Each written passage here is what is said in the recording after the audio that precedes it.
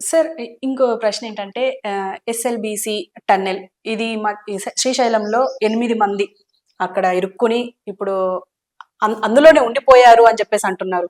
కానీ వాళ్ళు బయటకొచ్చే అంటే అంతకు ముందు కూడా దీని మీద చాలా సార్లు సమావేశాలు జరిగాయి. దీన్ని ఎలా తీసుకెళ్ళాలి అని చెప్పేసి దీనిపైన ఒక పెద్ద ఒక పీపీటీ ఇచ్చారు. అండ్ దీని గురించి చాలా డిస్కషన్స్ కూడా జరిగాయి. ఈవెన్ వైఎస్ రెడ్డి కూడా ఉన్నప్పుడు దీన్ని తీసుకొచ్చాము అని చెప్పేసి అంటున్నారు.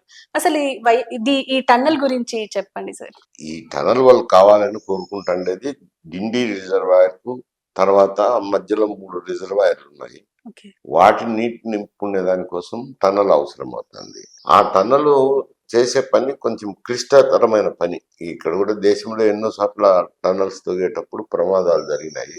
ఇప్పుడు కూడా అటువంటి ప్రమాదమే ఒక తూరి మిషన్ ఇరకపోయింది. ఇరకపోతే ఆ మిషన్ పార్ట్లు విడదీసి తీసేసి మళ్ళీ అమెరికాలో మిషన్ తయారు చేయించి తీసుకొచ్చేసరికి 3 సంవత్సరాలు పట్టింది. ఇప్పుడు పని మొదలు పెట్టాలని చెప్పి నిర్ణయం తీసుకున్నారు. పని మొదలు పెట్టిన 4 రోజులకే ఈ ప్రమాదం జరిగింది. పై నుంచి ఆ కప్పు కాంక్రీట్ కూడా చేసినారు. కప్పు కూలిపోయి వాటర్ లీకేజ్ అయ్యి బురదమయం అయిపోయింది.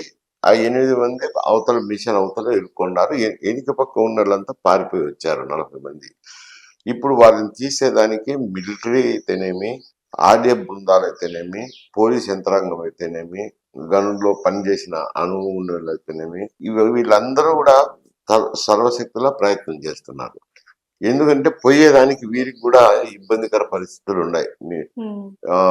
బురద నీరుంది, ఆ నీటిని తోడేయాల్సింది ఉంది.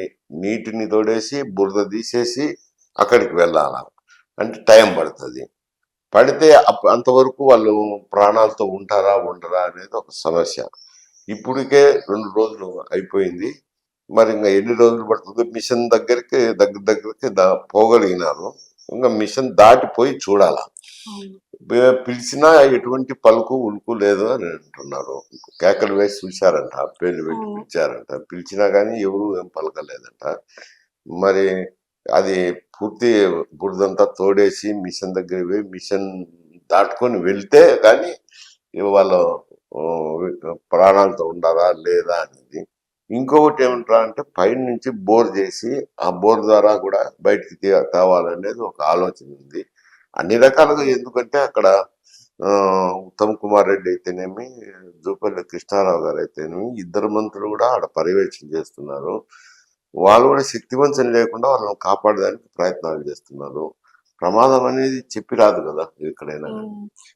కానీ ఇక్కడ విమర్శలు ఏంటంటే సార్, ఒక పక్క 8 మంది టన్నెల్లో ఇరుక్కుపోయి ఉంటే కొంతమంది కాంగ్రెస్ నేతలు, అందులో ముఖ్యంగా కోమటిరెడ్డి వెంకటరెడ్డి, ఆయన దుబాయ్ లో వెళ్ళి ఎంజాయ్ చేస్తున్నారు అని చెప్పేసి కొన్ని విమర్శలు అయితే వస్తున్నాయి. అంటే ఈ విమర్శలను ఎలా చూడొచ్చు అంటారు? అది తప్పులే అండి. మాట్లాడడానికి మాటలు ఉంటాయి. ఇప్పుడు అతను ఆయన పనుల మీద ఆయన వెళ్ళారు. కానీ సంబంధిత మంత్రులైతేనేమి, మంత్రి ఉన్నాడు, తర్వాత స్థానిక మంత్రి కూడా ఉన్నారు, తర్వాత ముఖ్యమంత్రి కూడా గంటకు వారు అప్డేట్ చేసుకొని ఆయన కూడా సూచనలు ఇస్తున్నారు.